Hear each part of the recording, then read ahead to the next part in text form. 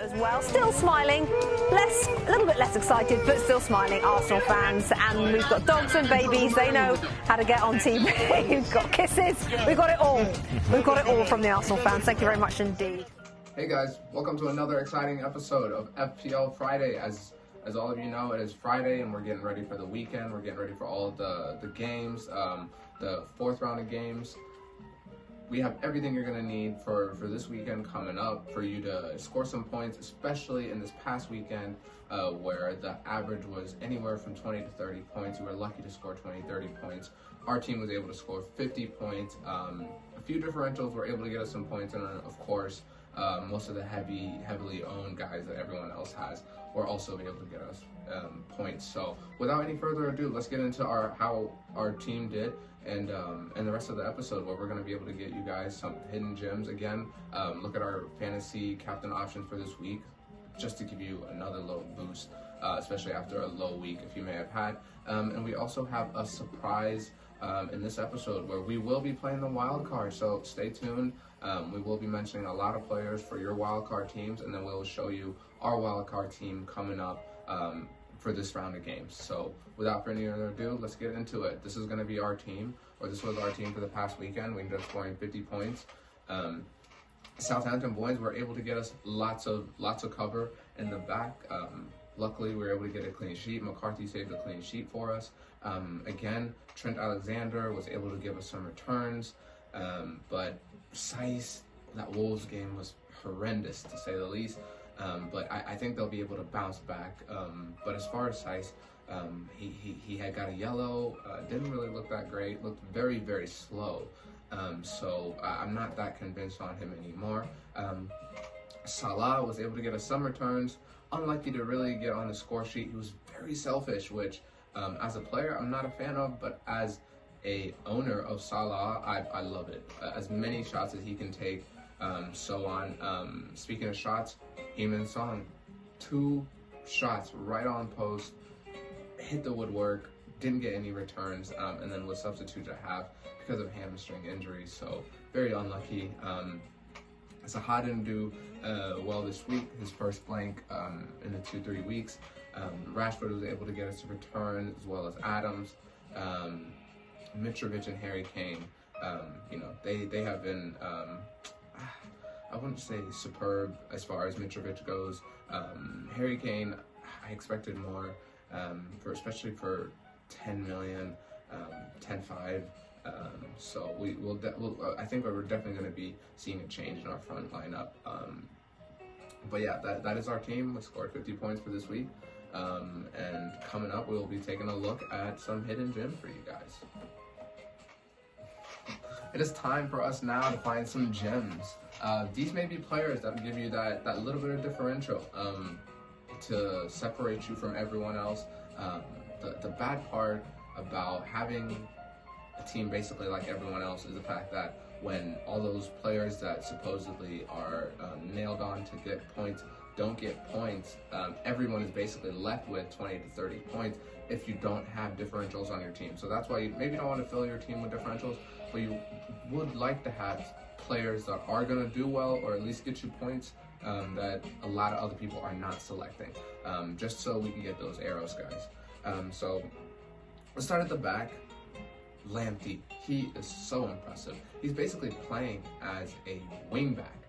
He's not even playing as a right back anymore. They have the Brighton is playing with a 3 center back system, and then they have the wing backs going up. And Lamptey is basically at the top of the 18 almost every time they have the ball. And with Trossard there playing, that team looks very, very dangerous. So he's going to be the first one. He's just a spoiler. He will be coming into our wildcard team. I just love the look at him. 2 assists already. Just looks great attacking. So even if they don't get defensive returns for you guys, I think he will be able to cover with an assist, or even a goal or 2. And for 4-5, that's plenty of return. Castagna, not a huge differential, because I think he's anywhere from 10-15% owned now, but he is skyrocketing. His prices are going up. He's already at 5.7, I think. So just another player to really keep an eye on. And then last but not least, for defenders, James from Chelsea. I know Chelsea haven't been doing great. They sold Mendy, or they bought Mendy, and I don't know if they're going to sell Kepa, but he looks at least better than Kepa, but that's not saying much. But once their defense, I think, really gets showing up, their fixtures look great, and then James, he is at the top of the bonus points for defenders. He's putting in so many crosses. They don't even have a clean sheet. And he's getting the most bonus points so far because of all the crosses and all the passes that he's putting in. So James is another one. Moving into the midfield, I love Rashford. I'm in a dilemma currently whether I want to get Rashford or Bruno. Simply, and the only difference is just that penalty. We don't know who they're going to go to. Rashford does look good playing as in the Mo Salah Mane era of the wing/forward role. But of course, Bruno, you saw him. The game ended and the guy still scored and got bonus points. Ended up with 12 points. Completely saved all his owners' game weeks. So that's another one to keep an eye on. Another one, Harvey Barnes. I love this guy. A few years ago, I bought him at around 6 million. Just did amazing. 1 or 2 goals, just kept ticking every other game. 1 or 2 assists. Is always in the box with Jamie Vardy. But of course, because of Jamie Vardy's large persona, he really gets overlooked. So I think he's going to be a great differential. Even when Vardy drops a little, the only one that really is making those runs up beyond Vardy is Harvey Barnes. So that's another great differential. That's it for our gems for this week. Coming up, we'll be taking a look at some surgery. This week we have a little bit of a differential or a difference. We won't be transferring players, but this week we've asked the people sending us their teams to send us teams if they have any team questions. So basically picking one player over another. So mainly just team selection, but that'll be coming up right after this. Hey guys, it is now time to perform surgery. First up on here, we have Chuck. This is Chuck's team. Chuck wants to know what to do. Should he start Webster or Konsa, as they are playing a tougher team? And he also wants to know who to captain. I would start with Webster. Brighton does look good, and Webster does look like a good third center back for them. And as far as captain, that's a really good midfield.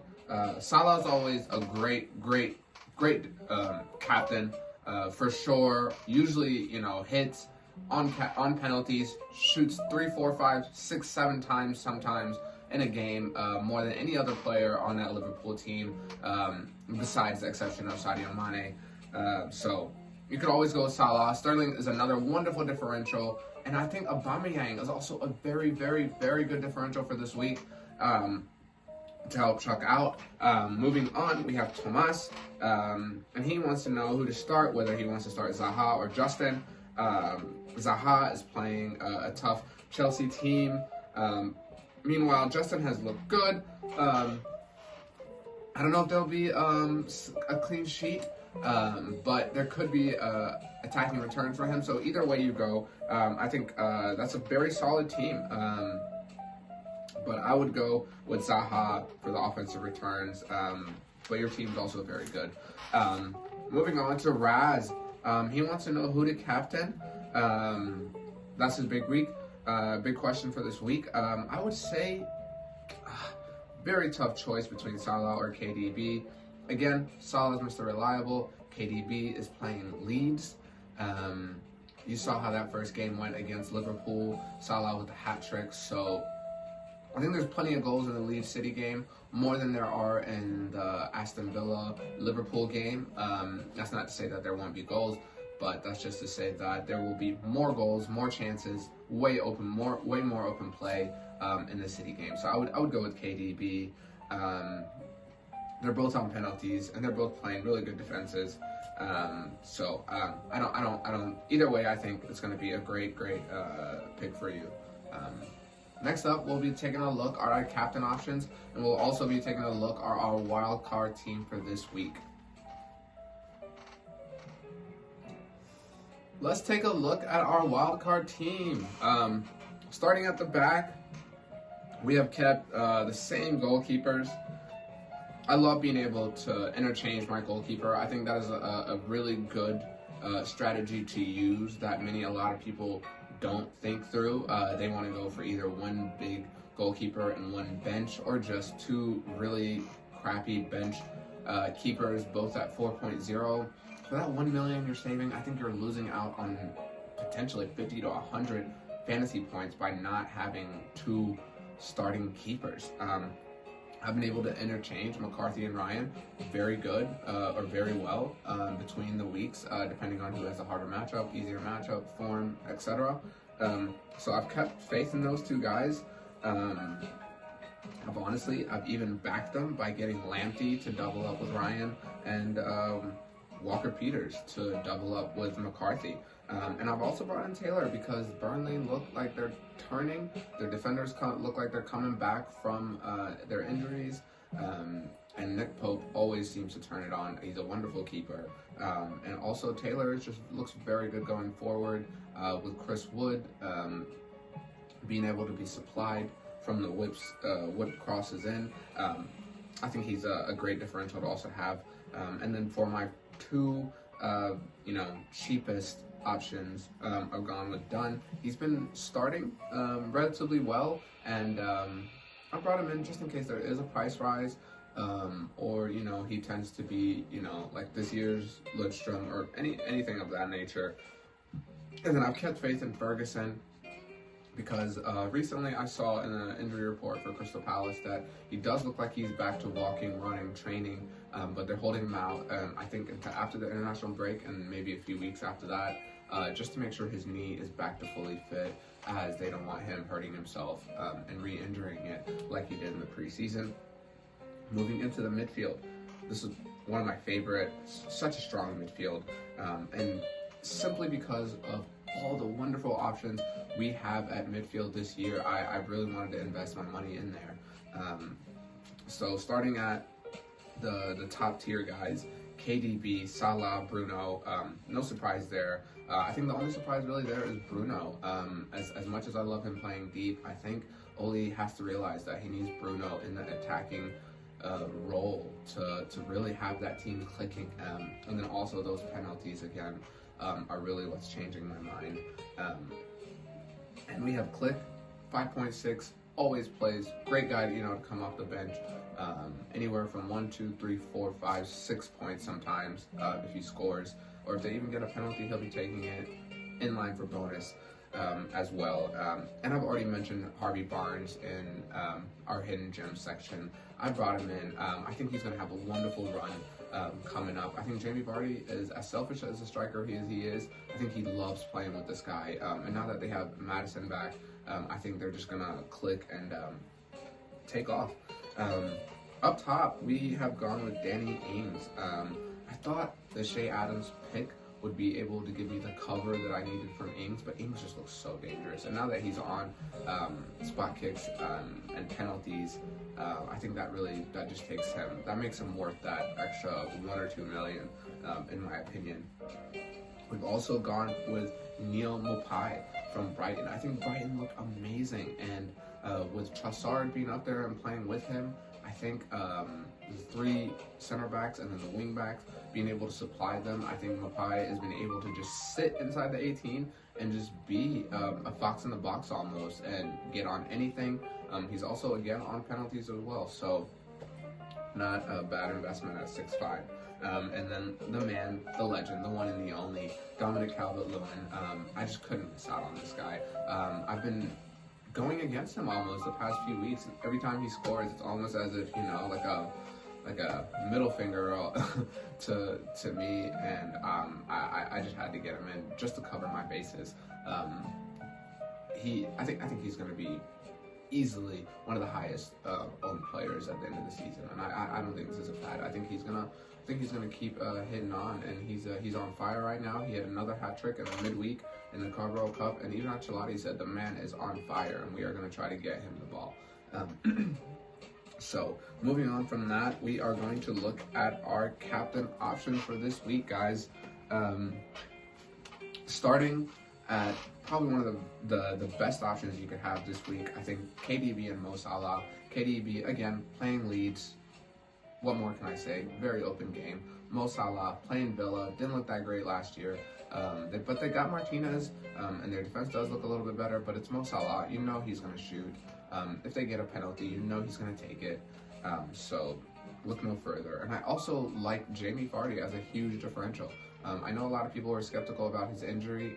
The fitness report did say that he is just a knock, basically. He's okay. He just stretches it out. It's an ongoing thing.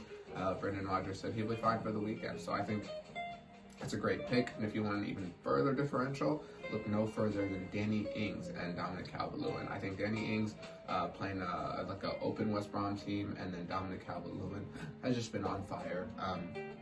So yeah, that concludes our episode for this week, guys. I want to thank you again for watching, liking, subscribing. I want to ask you guys to continue to do that, and just continue to chase those green arrows, guys. Don't freak out. Keep the pressure on everyone, guys. And until next week, have a wonderful time, guys. Bye bye.